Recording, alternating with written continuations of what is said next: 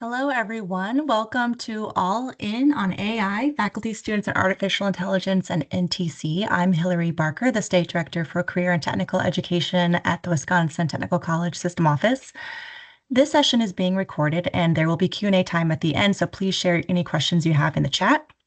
And then to turn on captions during the session, click the three dots at the top of the meeting and click on language and speech, and then turn on live captions.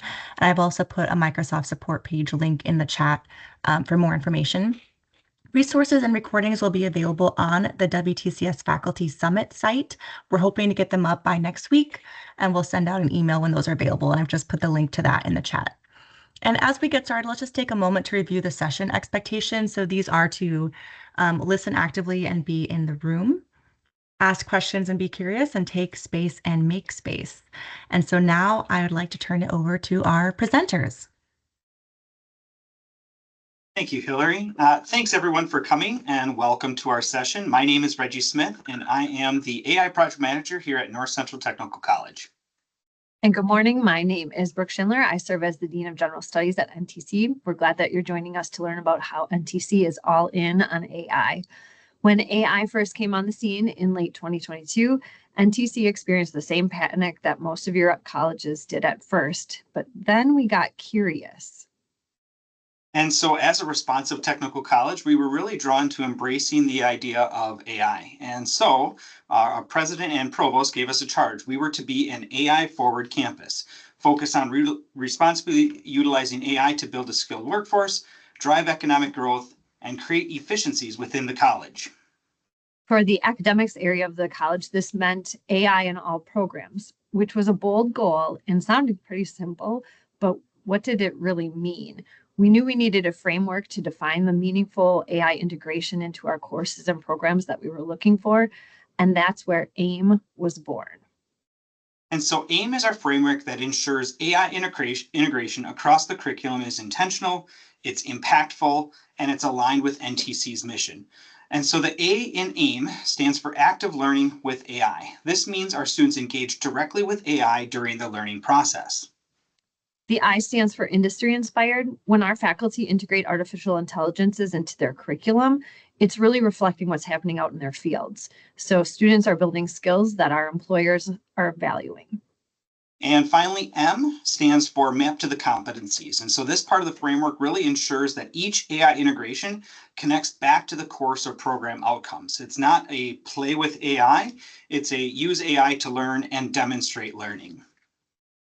Today, you're going to hear from 6 of our fabulous faculty who've put this framework into practice, and they represent both our occupational programs as well as general education.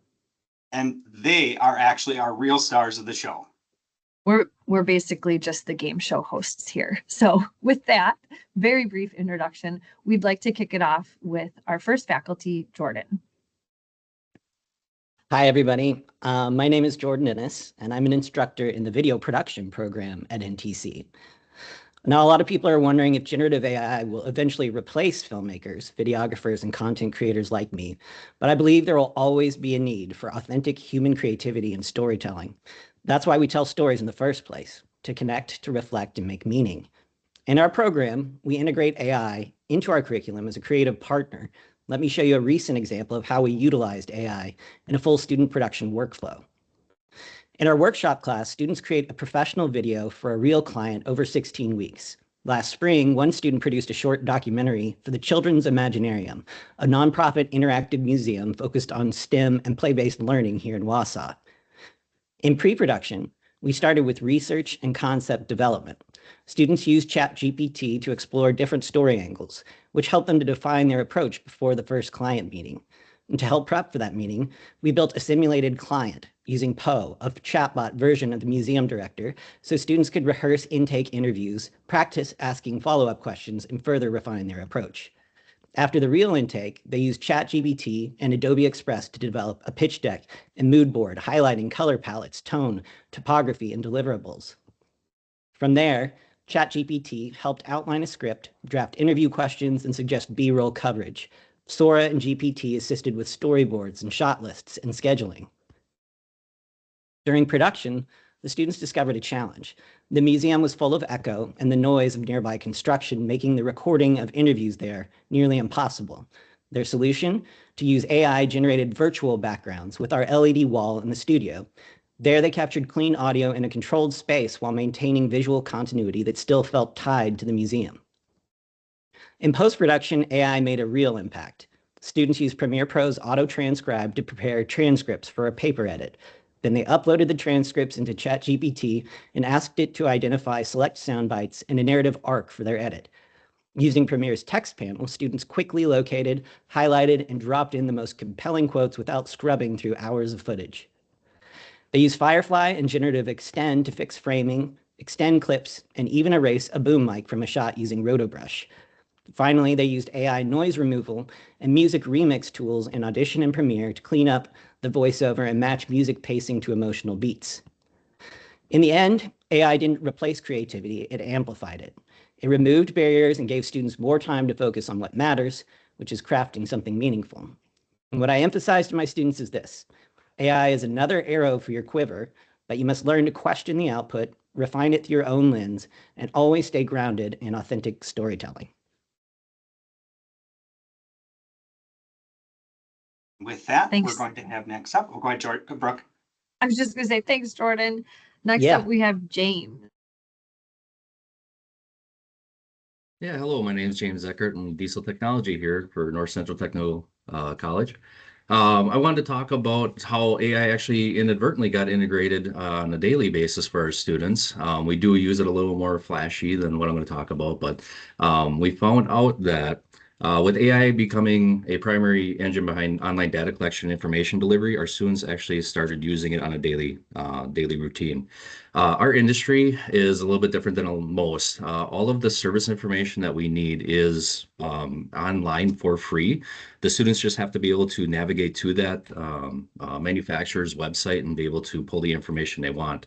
It used to be when we would type in a certain manufacturer and model, it would bring it right up as one of the first two web pages that we could go visit. But since AI has come around, you get that nice little synopsis at the top with AI talking about, summarizing some of the information that it'll find in the upcoming web pages.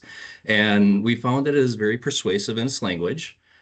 So for younger students, it was difficult for them to determine whether or not it was actually good information, whether it was relevant to what it was they were looking at. So now, pretty much like I said, on a daily basis, the students are reading that synopsis and trying to use what they already know to determine whether or not it is relevant to what they know. It is for the exact model that they're working on. It's not for a different style vehicle. So they get to see how it and doing the same thing that they would do in the real world, seeing the information and having to navigate past that in order to find something that really helps them with what they're doing. We also do some diagnostics with the trucks that we have. Again, where you used to be able to go out and go into chat rooms and find other technicians and other experienced technicians that knew what they were talking about, kind of help guide you through some of the repair processes and diagnostics. That's kind of fallen away. It's still there, but it's nowhere near as easy to find as what it used to be. And again, we see that summary being right at the top of the page. Nice, easy information for them to grab, but it's not always what they're looking for. So now they got to take some of the knowledge that they have and base it against some of the measurements and information that they're getting out of AI to determine if it's good. So we try to teach them that AI is definitely a starting point for them. It definitely does help. It's very positive in the searches that they're doing, but it's not always a final answer. So just taking what they know and try to build off that to be able to get to where they need to be. Thanks, James. Now we'll pass the baton to Amy. Great, thank you. I'm Amy Gajewski, and I teach marketing and digital marketing. So understanding and using AI technology is essential for careers in marketing. And because of this, I have developed goals on how AI is integrated across all marketing courses. So first, the hands-on usage of AI technology is incorporated into assessments and activities in all classes. Second, in teaching, we emphasize ethical reasoning when using AI. And then next, AI is something that could be met with resistance by some students. So using AI reminds students how to foster the mindset of adaptability, change, and lifelong learning. And we know that AI does not replace the human brain and thinking, but rather we promote critical thinking, process, and AI approach as another tool in the marketer's toolbox. We have a goal of learning smart collaboration and effective communication between people and AI tools. And then lastly, creativity and continued innovative thinking are the goals of smart AI usage. So next, here's a few quick examples of activities that I do using AI. I'm going to talk about this more in a minute, but I like to start my students off on day one immediately with AI as a class icebreaker of creating an image and introduction of themselves so that they can dive into using AI right away and realize that it's easy and it's not scary to use. Another activity that I like to do is to focus on current events related to AI and what it means for business society and really their career path. We also discuss ethics and bias, the importance of that authentic brand voice, the risk of fake content and hallucinations through case studies or ads from social media and posts that we also find. It's really important to know how to prompt. And so they prompt, they reflect on that prompt, they re-prompt and they reflect again, and they determine if what AI has provided them is really accurate and what they want. We use AI as a tool to assess presentation and selling skills, and Yodlee is an example of a tool that I like to use. And then, of course, we do ad creation, product packaging, video shorts, and more. So next is this icebreaker welcome image that I have them put into a prompt on ChatGPT about a few interests and hobbies and describe what they look like. They upload that generated image along with a text response to the class. So this works really great in an online class. So this is me and the results of my prompt that I love the beach, I garden, I like to travel, I like to watch baseball, and I'm a marketing instructor. So next is in this one simple activity, students are learning everything tying back to the goals that I have for integrating AI into the marketing curriculum. So from day one, they are diving in and they're completing a simple introduction exercise. They engaged in collaboration and communication and created personal connections by sharing images. They start to gain that AI literacy on day one with that hands-on exercise, and they're able to think critically and evaluate their image for accuracy and bias. And now they've experienced adapting to technology's way of introducing themselves. Thanks, Amy. Passing it now to Dan. Hello, my name is Dan Senor. I am a graphic communication technologies instructor at NTC, and the demonstration I'm going to show today is about our Photoshop course. And Adobe Photoshop is a course that kind of scared us a little bit in that it is a situation where AI could create images that Photoshop would be needed to create. So it's kind of like, why would you need to Photoshop? Well, the answer to that question is the prompts will get you somewhere, but it's not exactly what you want. And if you want to be able to fix anything that's even created in AI, you have to know the entire program in Photoshop. So what I have here is an example of our final project. This is a final concept piece, and this is the piece that or the project that we used even before AI. And what that is you come up with an idea. Let's say you want to fly like a superhero, or you want to swim in the ocean like with the fish, or in this case, you want to fight dragons, in medieval times. You come up with that concept, and then you use all the skills in Photoshop to make that happen. You can see on the right side, you have all the layers and everything. And that's what we assess then is their use of all those skills. And that's how we know that they know Photoshop. But then after AI was invented, we added to this project. And now what we do is we make them add to it by also doing prompts in Adobe Firefly, which is the engine that runs AI generation. And they do prompts and they try to pretty much match what they're trying to do or what they did with their project. And what they're using for skills in AI is they can generate an entire image from scratch. They can generate backgrounds that they want to have in the image. They can add generated elements to existing backgrounds. They can use generative expand to expand the canvas or elements within the canvas. They can use generative fill to fill in areas that are either blank or have textures or things they want to get rid of. And then they can use generative remove to get rid of elements that they want to take out. And as you can see here in the image, this is someone's concept of being a video game character. So that's an actual student that we had, and they used a reference image of themselves, and then they put it into AI and then had them generate all the elements. And as you can see, they came up with a concept piece all with AI.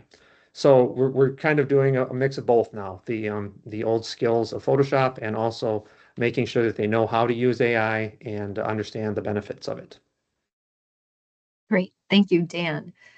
That would wrap up our occupational showcase, and we're going to move in and wrap up with our gen ed showcase. So passing it on to Sarah. Hi, everyone. I'm Sarah Watson. I teach social sciences at NTC, and one of the main classes I teach is College 101. And I've incorporated AI into it as sort of a quiet partner for student success. Our goal is simple with it, is just use it to enhance reflection, planning, and connection, not really replace the human side of learning. So it helps to build that digital literacy and self-awareness, but it also gives instructors a way to monitor engagement and provide timely support. It's really a balance, letting AI handle the background work so educators can focus on what really matters most to us, which is those relationships, the feedback, and connection. So let's look at how it comes to life in the course itself. So for course integration, it shows up in 4 parts. So self-discovery, goal setting, decision-making, and career exploration. Each activity asks the student to really think critically and use AI responsibly, developing the reflective habits that they'll need in future courses and in the workplace. So we start small, building confidence early in the semester with that first assignment, which is Module 5, Identifying Your Frog. The students begin by naming their biggest challenge. That's their frog, the thing they procrastinated about. They reflect on how that affects them, and then they use ChatGPT to explore strategies that others have used to conquer that. They pick 2 to try, and it's a simple way to show how AI can help them brainstorm and problem solve without taking over the learning process. Once they've identified what's holding them back, we move on to goal setting. So the students write something that uses that DAPS framework, which is dated, achievable, personal, positive, and specific. And then they ask ChatGPT for feedback. So the AI response helps them sort of refine and rewrite those goals, which helps to moderate that reflective learning process.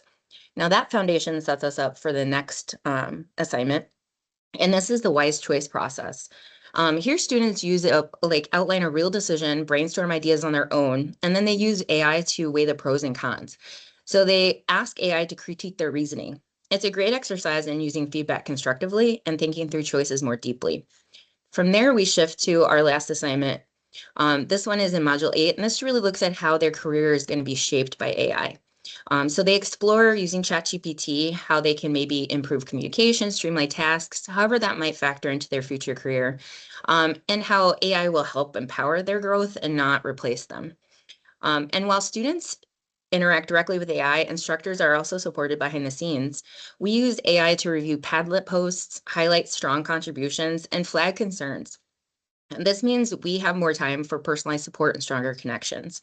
So that brings the bigger picture for everyone that's involved. So this impacts everyone. This integrated approach helps students gain confidence when they use AI tools. They strengthen their critical thinking, set clearer, more achievable goals, while instructors get valuable insights into student engagement and have more time for that one-on-one support. And at the institutional level, it'll help us improve retention, have better digital literacy outcomes, and align with our workforce expectations. All in all, it's a partnership between AI supporting our teacher and teaching, and our teaching giving AI meaningful purpose. So when we use it where it's effective, students thrive. Thank you. Thanks, Sarah. And finally, we have Rich. I'm Richard Wilco's. I'm a biomedical science faculty. I teach biological science courses with laboratories, things like biochemistry, microbiology, advanced A&P, general A&P, so forth. So one of the issues that I come across often is the difference in students' performance between different delivery methods, in particular online delivery versus in-person or hybrid. And some of that is due to the lack of actual hands-on laboratory exercises for the online students. So to address this, I'm using Notebook LM to provide students with a little more interactive and delivery methods that are probably a little bit more palatable to them as opposed to just listening to their instructor talk. So this screen is showing kind of a before module of one of the labs. It's the alcohol labs and aldehydes and ketones lab. And you can see how, if you go to that previous slide, you can see how it has multiple activities kind of listed. So that's more of a traditional look. But if you go to the next slide, by kind of condensing the clicks that students have to use and getting them to focus on a particular page, like the alcohol's virtual lab resources, if you go to the next slide, when you go into that page, the lab itself still is available as a PDF and the lab results. So this is for the online course. But just below it, you can see the notebook, one of the Notebook LM tools, which is a podcast, deep dives, which some of you are familiar with, which I found to be very effective in reviewing the lab. It has a male and female voice that are discussing it with one another. So it's just a nice alternative for students to listen to, because reading the lab itself probably isn't done that often, to be honest. And it's difficult to comprehend, but if you have somebody describing it to you in real world language, that's what that podcast is for. And I was very pleased with that, the way Notebook LM did that. On the next slide, just below that, I also had Notebook LM produce a short, essentially slide presentation. So it's more of a visual if students want to see that. But again, it's a single voice, but again, it's a very effective way of providing the material to the students in a method that they're probably a little bit more comfortable with. Just below that is something we've always had, their virtual lab activities, where I actually have animations that we did in-house of how the lab was put together, the different procedures, and integrated in that are questions that students are prompted with, just to kind of check their knowledge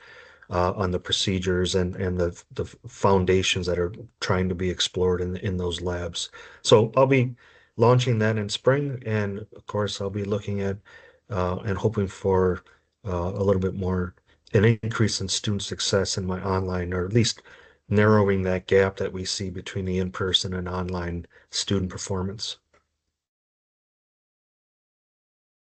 Thank you so much, faculty, for sharing. When Reggie and I talked about applying for a presentation today, we really wanted to highlight the great work that our faculty have been doing, from simulating workplace scenarios and helping our students critically think about the tools that they're going to use in their future careers.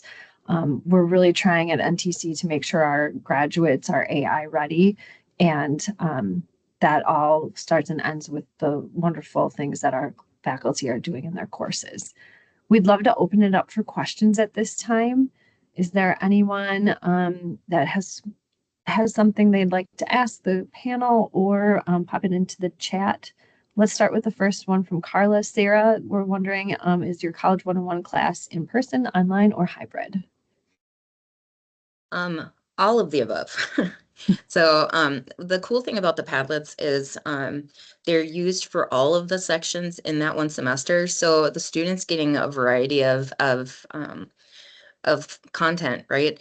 And one thing we put in there is just so students know, that they're sharing with a wider audience. We're saying that all of your responses can be seen, just like in a college class. So we give them a little bit more guidance that the, what they're posting on the Padlet could be seen by other people. Thank you. I know there was a shout out by Hillary in the chat for Notebook LM. It is a fantastic tool. Rich is, I think I originally saw it with Sarah. She was using it in one of her economics courses, I believe. And Rich is bringing that over to our sciences now in the general education. I actually used it today to help my son with his broadcasting class in high school. So it is also helpful in the personal arena as well. Any final questions? I know we have about a minute left. Dawn says, are you using free tools? And for the Padlet and Sarah's class, are students aware of the AI review? And I actually wasn't aware of the AI review until I was thinking about it, because they actually do flag, they already flag very inappropriate, like they flag things to be cleared already. So I don't put in there that I put it in ChatGPT to sort of summarize it. That's how I do my Padlet review. So I don't announce that though. And I think that comment, that our answer to that question is, and some of the things that you heard from us today really point to our poke it, test it, try it. We started off by sharing with you our AIM framework at the beginning. That's really the structure, but you can see from the 6 faculty who have shared what they're doing in their own courses, there's a flexibility that comes with see how it works, see what makes most sense for putting it into your own programs. All right, if there are no additional questions, we thank you for your attendance today and we wish you, oh, hang on, one more thing came through. Hillary's got a question. Okay. Yes. Sarah says yes.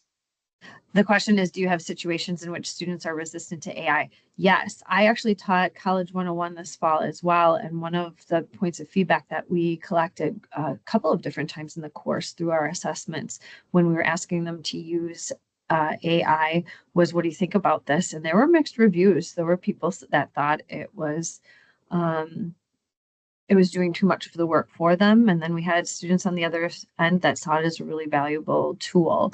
We view ourselves very much so at NTC as an AI forward campus. So we're trying to, I can't remember which one of you fabulous faculty mentioned that the growth mindset is really what we're trying to move them into. And maybe it was Amy that talked about that, to just say, this is going to be a part of your world. And again, we use that phrase, poke it, test it, try it. And I think also one of the big concerns that I hear from students is the environmental concerns, which as an institution and just as users in general, I don't think we have a really good solution for that yet. But that's definitely one that I hear a lot too. Absolutely. Well, we thank you for your time. Have a lovely rest of your day and a great weekend. Take care.